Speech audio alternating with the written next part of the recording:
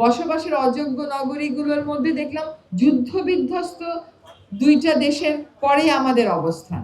এখন যেদিকে তাকান সেদিকেই সবুজ দেখবেন। আজকে থেকে 20 বছর 25 বছর পরে এই সবুজটা আর থাকবে না। এটা একটা রোমান্টিক আইডিয়া না যে আমি পরিবেশ রক্ষা করবো, it's a very romantic idea. No, it is not. Dhaka উত্তর সিটি কর্পোরেশন থেকে একটি ঘোষণা এসেছে যে 5 লক্ষ গাছ তারা লাগাবে। এখন সেজন্য জায়গা প্রয়োজন। তার জন্য উত্তর সিটি কর্পোরেশন, দক্ষিণ সিটি কর্পোরেশনের পাশাপাশি রাজুকও এগিয়ে এসেছে। আর দরকার হচ্ছে গাছগুলো লাগানো, সঠিক পরিচর্যা নিশ্চিত করা। সেই জন্য বন বিভাগ এগিয়ে এসেছে। আমরা জিরো সয়েলের যে কনসেপ্টটার কথা বলছি সেটা বায়ু দূষণ রোধে আমাদের একটা কর্মসূচি হবে।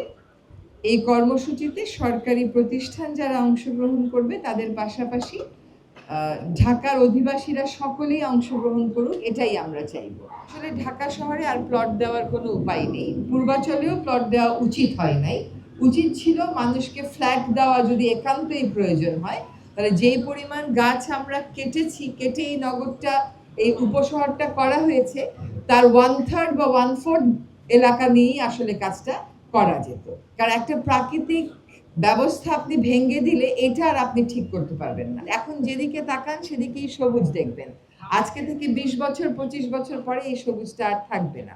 এই ধ্বংস প্রক্রিয়া শুরু হয়েছে 2010 সাল থেকে।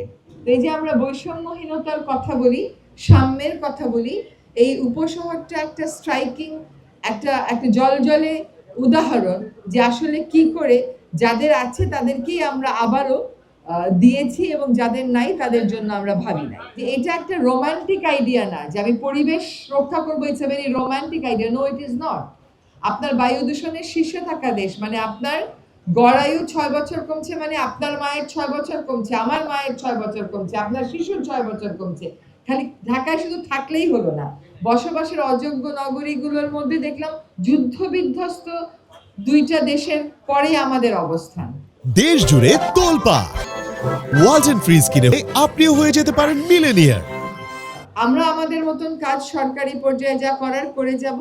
আমি নিশ্চিত যে আমার বন অধিদপ্তর আমাকে ঢাকার যে বিভিন্ন এলাকা আমরা ভাগ করি, সেই বিভিন্ন এলাকা ধরে একটা কর্ম পরিকল্পনা দেবে, যেটা আমরা সেপ্টেম্বরের মধ্যে এই কাজ শেষ করব এবং তারপরে আবার আপনাদের কাছে ফেরত আসবো জানাতে যে আসলে আমাদের যে উদ্দেশ্য তার কতটুকু আমরা সাধন করতে পেরেছি। মিনওয়াইল আপনাদের যাদের বাড়িতে ছাদ আছে, গাছ লাগান।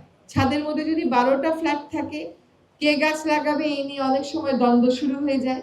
12টা ফ্ল্যাটের মালিক অন্তত 2টা করে 24টা গাছ লাগান।